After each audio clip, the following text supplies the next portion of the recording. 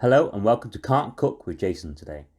Today we're making salmon teriyaki, lovely pan-fried salmon fillets with crispy skin and a sticky umami teriyaki sauce. If that sounds good, then please subscribe, comment and like it.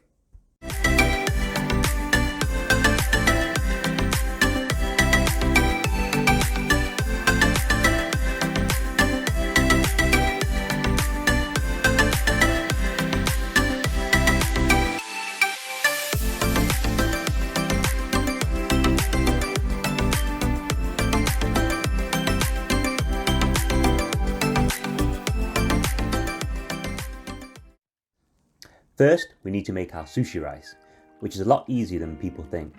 I personally recommend the Kishi brand, which you can get from most large supermarkets, but failing that, just make sure that you get sushi rice and not any other type, as that won't work. To prepare the rice, we need to wash it a number of times to remove excess starch. So grab a large bowl and fill it with cold water, then a sieve to put the rice in, rather than rinsing the rice in running water as this saves on water.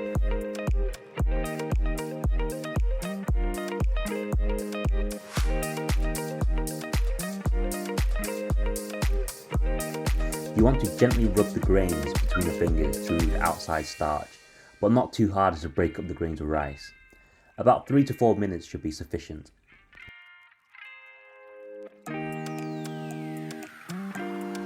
Purists will tell you that you need to refill with clean water as soon as it gets cloudy, as sushi rice quickly absorbs the starchy water. But I find this too much of a waste of water in this day and age, and so I make do.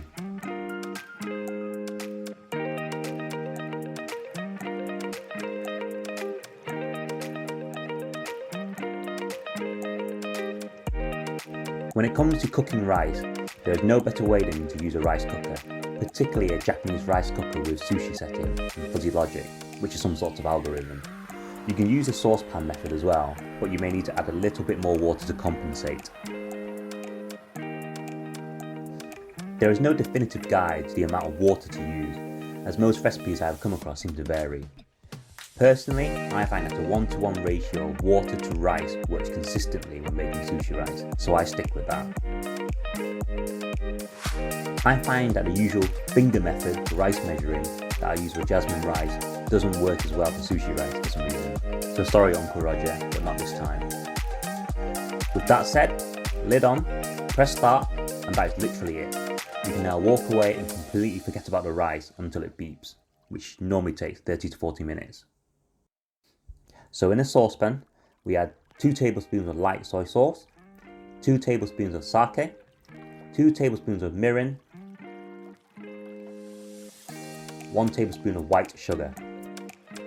If you don't have any sake, you can substitute this for Japanese rice wine vinegar. Gently stir over a medium to low heat. The sauce will slowly start to thicken. Some people add some ginger or garlic to this, but I like to keep it simple.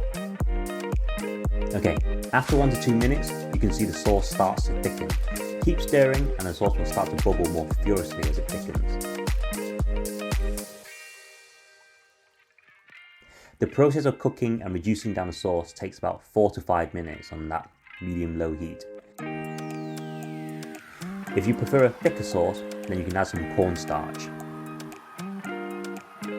When done, the sauce should run freely but thick enough to slightly pool when drizzled, just like this. This is perfect.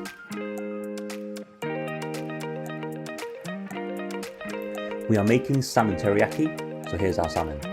2 fillets, but make sure you have the skin on, as we'll be frying this on the skin side down for about 80 to 90% of the time, so you need that protection from the heat. Pat dry with paper towels and remove any visible scales, which I find the big 4 supermarkets almost always end up leaving on.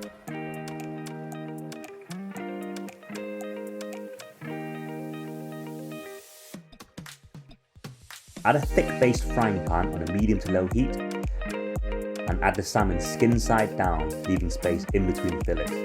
For thicker fillets, the total cooking time is around 8 to 9 minutes, whilst thinner fillets probably takes closer to 6 to 7 minutes. Whilst the salmon is cooking, it's time to make our vinegar seasoning for our sushi rice. You'll want around 80 milliliters of that rice vinegar, 3 tablespoons of granulated sugar and 1 teaspoon of salt. Then heat this gently in the pan until the sugar and the salt has dissolved. Let's have a quick look at that fish, and you can see that after 3 to 4 minutes, the bottom third of the fish has changed colour, which means that part is cooked. Continue to cook skin side down for another 2 to 3 minutes. Most of the fish now has turned a lighter colour, which means it is cooked, with only the top of the fish still needing some attention. So carefully flip the fish using some tongs or fish slice and cook on the flesh side down for 1 to 2 minutes. The fish is done when the internal temperature is at least 63 degrees Celsius. When the rice is done, carefully transfer it to a glass, wooden or ceramic vessel that is large as possible so the rice cools quickly. I have heard that metalware is not good as metal reacts with the vinegar and leaches an off taste of rice, so be warned.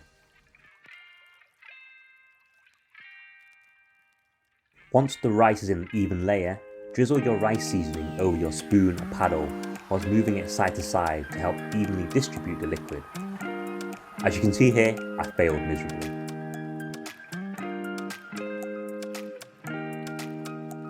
You then want to carefully chop your paddle into the rice at a 45 degrees angle, which helps to gently break up the rice and ensure that every grain is covered in the seasoning.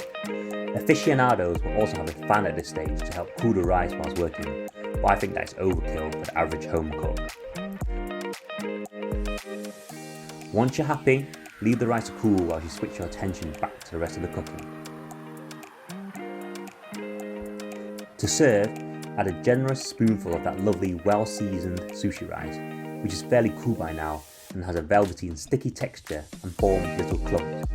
Then add the salmon fillet, taking care not to break off any flakes. Then drizzle or spoon over that teriyaki sauce, which as it cools will slowly thicken. Some people like to put the teriyaki sauce all over the salmon in the frying pan at the last stage, but I prefer to drizzle mine over, and you can always add just the amount of sauce that you want.